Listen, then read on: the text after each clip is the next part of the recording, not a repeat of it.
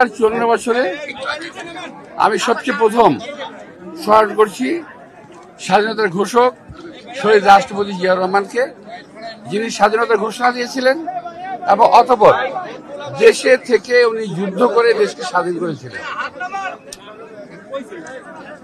এবং স্বাধীনতার 54 বছর পরেও আমরা প্রকৃত স্বাধীনতার স্বাদটা মাঝে আমরা হারিয়ে ফেলেছিলাম। এখন আমরা নতুন করে পেয়েছি 5 তারিখের পরে। আমি স্বাধীনতার 71-এর যে 20 শহীদ যারা নিজেদের জীবনে প্রাণের বিনিময়ে আমাদের স্বাধীনতা অর্জন করে দিয়েছিলেন, রক্তের বিনিময়ে যারা স্বাধীনতা অর্জন করে দিয়েছিলেন, আমি তাদের স্মরণ করছি। তাদের পরিবারকে যারা এখনো বেঁচে আছে তাদের প্রতি সমবেদনা জানাচ্ছি।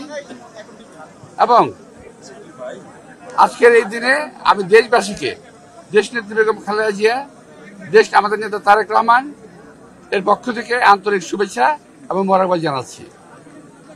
প্রিয় ভাইরা, আমরা এই মাত্র কিছুদিন আগে 5ই আগস্ট, 2 জুলাই আগস্টের মধ্যে ছাত্র জনতা আন্দোলনের মাধ্যমে আমরা নতুন করে আমরা স্বৈরাচারকে তাড়িয়ে নতুন একটা আস্বাদ পেয়েছি। অনেকে বলে দ্বিতীয় স্বাধীনতা। আসলে আজকে স্বাধীনতা দিবস প্রমাণ করবে দ্বিতীয় স্বাধীনতা বলে বাংলাদেশে কিছু নাই।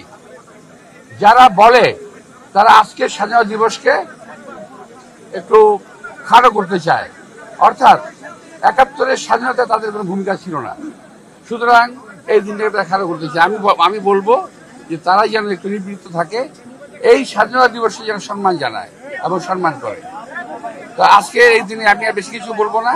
আমরা দেশনেত্রী বেগম খালেদার জন্য আপনাদের দোয়া চাইবো এবং এই স্বাধীনতাকে যাতে আমরা ধরে রাখতে পারি, আমাদের পরবর্তী প্রজন্ম যাতে এই স্বাধীনতা ধরে রাখতে পারে, এই জন্য আল্লাহ পরম দয়ালু আল্লাহ করুণাময় আল্লাহ তাআলার কাছে আমরা দোয়া কামনা করব। অনৈক্য কিছু নাই, স্বার্থের সংঘাত আছে। প্রত্যেকটা দলের যার যার একটা ইথিক্যাল জায়গা আছে, যার যার একটা মতাদর্শ আছে, যার যার মতাদর্শ থেকে তারা একটা কথাবার্তা বলে যাচ্ছে। এটা অনৈক্য আমি বলবো না। তবে যদি অনেক কিছু বলে, এটাকে আমি এমন করে বলবো যে এমন সময় যদি কখনো আসে জাতীয় বৃহত্তর ঐক্যের প্রয়োজন পড়বে, দেশের স্বাধীনতা সার্বভৌমত্বের জন্য ঐক্যের প্রয়োজন পড়বে, তখন কিন্তু আমরা সবাই এক হয়ে যাবে, এখানে কোনো ভুল নাই।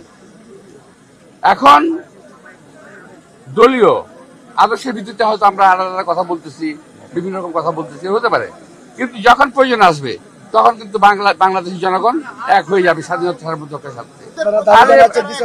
আরে ভাই, দেশের প্রধান উপদেষ্টা উনি বলেছেন ডিসেম্বর নির্বাচন হবে, আমরা সেখানেই বিশ্বাস রাখতে চাই। এখানে আমরা আমাদের বিশ্বাসের পরিবর্তন করতে চাই না। সময় আসলে দেখা যাবে তখন।